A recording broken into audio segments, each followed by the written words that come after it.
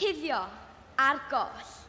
Mae'n dawns yn seiliedig ar un o straeon serch mwyaf trist Cymru, stori Rhys a Meinir. Ar ddechrau ein dawns, fe welwch y ddau ffrind yn treulio llawer o ddyddiau'n chwarae o amgylch eu hoff fan, yr hen goeden dderw. Cyn hir, mae cyfeillgarch yn blodeuo i gariad ac maen nhw'n penderfynu priodi.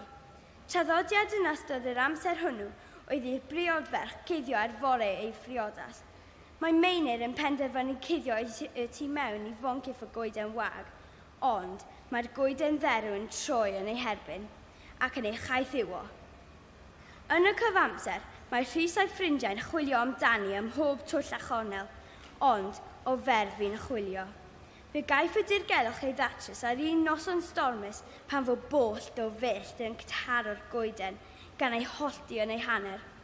O'r diwedd, mae Rhys yn dod o hyd i Meinir ac yn marw o dor calon.